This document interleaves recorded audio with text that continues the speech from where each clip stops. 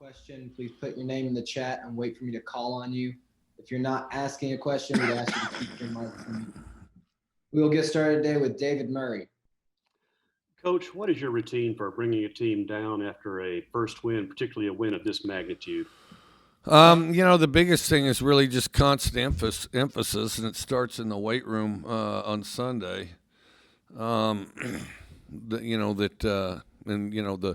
And everybody, the other teams have talked about it too. The 24-hour rule, let it go after 24 hours, and we officially, try to seal it up after our Sunday practice, and then constantly reinforce it, and then also try to get some of your team leaders to reinforce it with the rest of the group, but and just focus on the next task at hand, which is watching film for Arkansas and preparing our game plan for this week.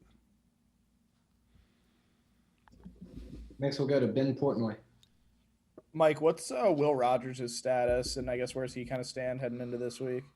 Yeah, well, he wasn't available last game, so we're really hoping for the best this week.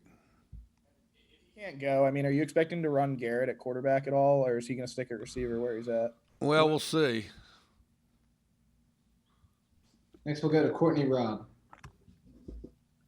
Coach, Arkansas held Georgia to just 5 first-half points last weekend. What's your first impression of what you've seen from their defense from last week? Arkansas's defense? Yeah. I thought they were a pretty tenacious group. I thought that they moved around well. I thought they were aggressive. And they took they just flat out took a half away from Georgia, and I thought that was quite impressive. And then I felt like they played really hard. I think that they've got some speed out there. And then I think that, schematically that's, of course, worked in the past in this conference. And so I think it'll be a good challenge. Alan Blinder. Coach, I want to go back to Saturday's game for just a second. You didn't have wear a face covering actively for a lot of the game. Why not? Well, I tried to remember the best I could. Then I found myself talking all of the time, because I'm calling the plays as well. So I was in a constant state of talking. So between me taking it down to talk, me lifting it up and it falling down on its own, and me remembering to put it back up, I think, there were a number of challenges there. But, with a little practice, who knows, it may be better this week. How'd you do with your face mask? Are you a pretty good face mask guy? I do my best. Okay, so let me ask you, let's get a few pointers here. Okay, what do you do when it does the breathe in thing on the mouth? What kind of face mask you got?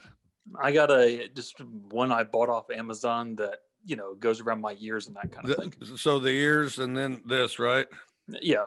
See, I've got that face sock thing, which is good and bad. It sits right on your neck instead of hangs from your ear. But then, do you ever find that, and then pretty soon, those things will start to smell bad. And then all of a sudden you're going, what's that smell? What's going on out there? No, there's nothing going on out there. That's your breath. And then, now I need to practice with that. But what do you do when you're talking? Did you have a trigger or something that reminds you when to pull that thing back up? Because I found myself too preoccupied to do it. And then all of a sudden I notice it's around my neck there. Yeah, I think everyone's different. So I was just curious what your thinking was. If it was some kind of statement, if it was. I try to do my best with it, but once you're 6 feet apart, I can't help but wonder if some of this isn't an homage to politicians. So, but I do try to stay 6 feet apart in between times too. We'll go to Garrick Hodge. Mike, I'm just wondering where you or anybody else got an actual bandwagon for that video this morning. You know, we actually made it not too long ago. Hang on, where'd we get that wagon? Well, okay, your answer is as satisfactory as mine is. They found it, and then I guess that I don't know. They wanted a wagon, so we went over there to the stadium, climbed in, and that was fairly athletic, if I do say so myself, getting on top of that wagon, and you know, and they're pretty creative here and did a good job putting it together. But now I pretty much just got a call and hey, if you don't mind saying a few words, and then we went in the tunnel of the stadium and they said, all right, here's a wagon. We want you to sit here. And so then it was kind of funny. So I climbed in on the wagon, you know, using the hub and the spokes like you see them do on Westerns. But they didn't have the brake on, so that thing starts, the wheel starts turning and the wagon starts going backwards, you see. So anyway, but it was an adventure and turned out kind of cool, I heard, you know. We'll go to Nicole Auerbach. Mike, I know, part of the selling point of the air raid is the simplicity. So how long does it usually take quarterbacks to grasp it? I don't think, you know, you always are working on something. You always keep progressing. We tell these guys, you know, make the corrections we give you. You know, we say, give me something else to coach, you know, because if you're coaching, if they don't make the correction, you're coaching the same thing. And so we say, give us something else to coach. And so there is that about it. No matter what happens, we'll continue to say, give us something else to coach, and we'll keep looking for ways to refine it. I think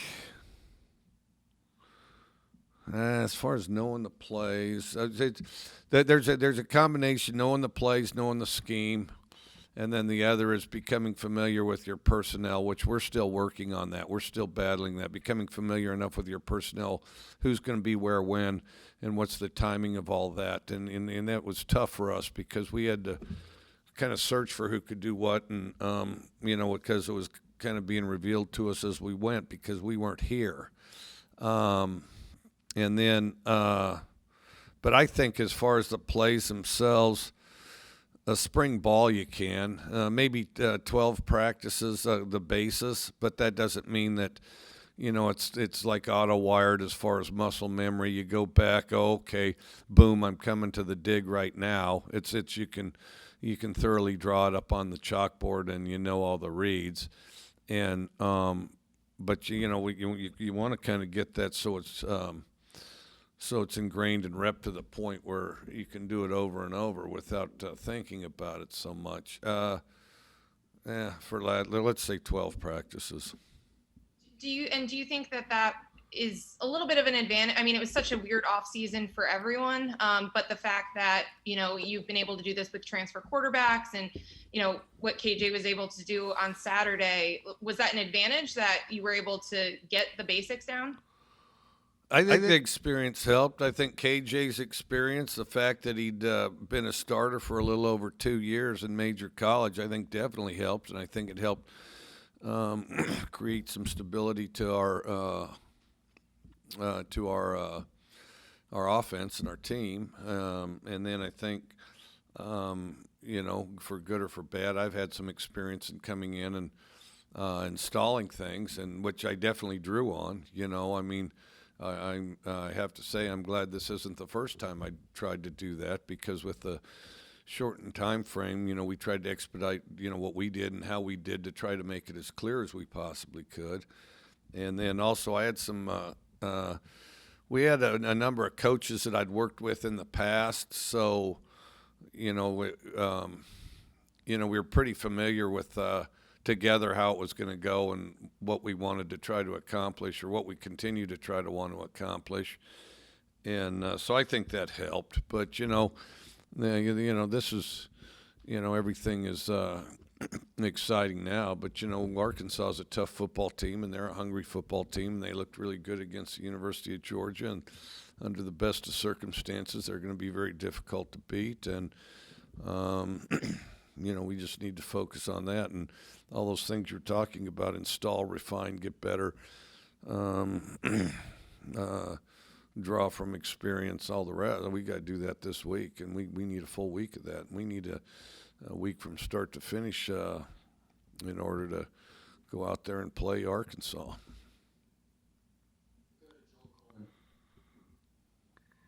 Mike, whenever you have a quarterback do what KJ did last week at LSU, and you see the stats and things, I know that you win awards and that sort of deal, but I know that probably internally there's still a lot you'd like him to fix, even after a performance like that. When you evaluate him, what do you think KJ, as you look at the film, could do even better, I guess, heading into the rest of the season? I think he needs to communicate better. I think he needs to communicate better. When he moves in the pocket, keep two hands on the football. Some of the plays he can read and react better. I think he read the field pretty good and reacted pretty good. But then there's everybody's got the handful of plays where we didn't. I think we got to refine that even more. And then because we weren't perfect by any stretch. We didn't coach a perfect game. We didn't play a perfect game. We had a winning effort, but we weren't a polished group out there. We left an awful lot on the table out there, and that's the thing. I mean, you're constantly trying to chase and be your best, and we need to make some progress on that this week. Tyler Horka. Hey, Mike. Yeah, we've talked about KJ a lot, and obviously he had a lot to do with the reason your offense did so well. But I went back and looked at your first game at Washington State and then at Texas Tech, and obviously this one was by far, numbers-wise, better than both of those. What are some other reasons why the air raid worked so well in week one, beyond KJ doing what he did? I think one thing is he was experienced and was able to pick it up quickly. I think the other thing is I think our coaching staff had more experience together, with regard to the transition.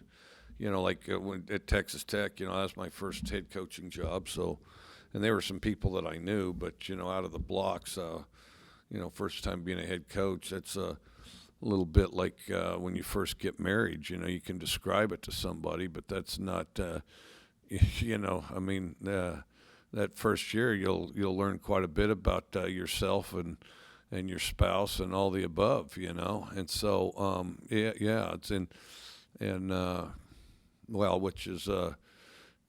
which is why some aren't the Marion type. It's like W.C. Fields says, if at first you don't succeed, try again. But then if you don't succeed, don't be a damn fool. Stop. But anyway, but I think that helped. I think we had some really highly motivated players. I thought they were highly motivated, and part of me, I don't know if our group came back really motivated. Even things like running and lifting and the grind stuff, and we did our best to motivate and stimulate that spirit and that mindset. But I have wondered a little bit whether or not a portion of it didn't have to do with the fact that that they were away from each other and that they missed it and felt like they narrowly missed getting it taken away from them. Football. I think that the threat of football being taken away might have really kind of unified the focus and effort once they got it back to really play together. Because I and it certainly hasn't been perfect, and I haven't loved everything I've seen. And yes, I've yelled and had people do up downs. I've also gone back in my office and wondered if I could actually coach another first down. But we really have. I felt like have played hard, and I think that, and I wonder if the threat of having it being taken away wasn't part of that. I don't know, and it has been a strange year, but we really have kind of been set to work for the most part, and compared to other teams I've had too. Paul Jones. Coach, after looking at the film, what did you think about the offensive line in that first game and how they held up, throwing the ball 60 times? Thought we had to play better. You know, that definitely, I mean, you're not going to be able to select a position. I thought we played great at it. I thought we competed and we played hard at all the positions. I thought we did some good things. I thought we played with 4 of the 5 a lot. I thought that sometimes we'd get frustrated and resort to street ball. In other words, just swinging and flailing really hard instead of technique and fundamentals and technique. And we've got to get to where we kind of stay within ourselves and keep that focus where it doesn't just become kind of a slugfest where it's synchronized and we do have the good fundamentals and technique. And so what's good about it is we had some plays, some really good plays that we can draw from and say, see, we like this one, do it like this. And then we have the other ones where we say nothing like this and go back to the one we first showed you type of deal. We'll go back to Ben. Mike, I know KJ started for 2 years at Stanford, but when you guys recruited him and after his injury, how much of a known commodity was he? And I guess how much of a what? Known commodity was he when you guys did recruit him, given his injury and kind of what he was working back from? I think he was pretty known, because he'd started it against the whole conference for 2 years, a little over 2 years. So we faced him twice. He was pretty well known. I mean, he was pretty well thought of. And then coming out of high school, SC was chasing him around out of high school. And then, I think he had plenty of exposure, and then there's a lot of film on him too. Just in terms of his injury and coming off what he was rehabbing with, I mean, he said after the game that he couldn't throw a football at this time last year. I mean, was he pretty much healthy when you guys were going after him? Yeah, I'd say he was. I would say he was healthy, but he wasn't back in shape yet. But it was the type of injury that they, felt like there'd be no problem coming back from. But you have to work. It's like anything; you got to work through it. When I was his age, if I got injured, I felt like I'd heal fast. If I get injured now, shoot, it'll never be right again. More. We'll go to Courtney Robb. Coach, how do your expectations change for KJ after watching what he was able to do last weekend? They really don't. You just kind of keep trying to polish it and get it better. And then the biggest thing is just do the same things over and over again, but do them better.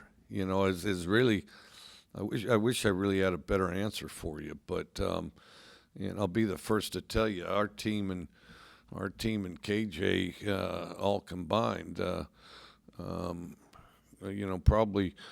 probably aren't nearly as good as your impression. I feel like we have a long way to go. I think there's a lot of work we can do. I mean, and what's fulfilling about it is, like I say, we played hard. We had a winning effort, but I see a lot of things we can do better, and so do our coaches, and our players do too. That's the other thing. They're committed to getting better, and I hope we can take a big step that direction this week. And we'll wrap up with Joel Coleman. Coach, of course, down at Baton Rouge, you guys benefited from a stadium that was only 25% full. I guess I would ask, as a road team, how much did that help you guys to only have a stadium that was 25% full? Just what were some of the benefits of that as a road team, which Arkansas, I guess, would benefit from this week? And I guess what's some of the negatives that you guys are going to face only having a 25% stadium, as the home team this week? It's kind of a tough question, because I kind of wonder. First of all, it was loud there. It wasn't as loud. I've been to LSU before. It wasn't as loud as when it's full capacity and they're letting it rip. But it was loud. I mean, you had to have silent count, because before we went in, I sort of wondered, was it going to be kind of like a spring game where I can just yell out, throw the post, and you know, and he'll dramatically jerk his head to the right and throw the post. Well, no, there's none of that. I mean, you know, the receiver on your near sideline could barely hear you. So you definitely needed silent count. Okay, and then the PA kind of pumped in, those announcements were inordinately loud, and there was some, I guess, sound effect crowd noise there. But it was, so it was louder than you think. I mean, you had to, if I shouted as loud as I could and KJ's out on the field, he's not going to hear me. I mean, I have to get out there to the hash to have a chance, and I don't know whether they hear my voice or they see, you know, see me walking out there, and just the movement catches somebody's attention. Hey, what's up? You know. So you did need silent count. You did need to communicate non-verbally. I have to be honest, I haven't quite gotten the hang of the cutout people in the stands, you know. I mean, that's an episode of Twilight Zone. Some of you guys are probably all too young for Twilight Zone, but I mean the black and white Twilight Zone where Rod Sterling would get on there with the really creepy voice in the suit. And then all of a sudden, you know, is this real? Is it out of space? Is it, you know, it was almost like, you know, haunted houses met science fiction, that show. And then now all of a sudden we have these people frozen in time sitting there in this stadium with enthusiastic expressions on their face, but they can't move. And then yet the noise. So I don't know. I mean, I for one, I don't know if it's cool and people enjoy it, great. But that is a little surreal. The fake people in the stands, and I don't even know how they decided what, you know, the seating. I mean, do the fake people have a lottery of where they sit? Because I know this, some of those fake people have way better seats than other ones, and you know, I want to be one of those fake people on the 50-yard line about row 12, but you know, some of them are still up in the rafters, you know. So I mean, you know, in this world, in this day and age, in these funny times, even a fake person can get screwed, you know. So yeah. So live clean, live smart, and maybe when you become a fake person, you'll get good seats at the LSU game. All right, anything else? That was all, Coach. Thank you. All right, thanks, Bubba. Good to see all you guys. And drink more Coke. If it's one day we'll be drinking fake Coke. So let's enjoy this while we can.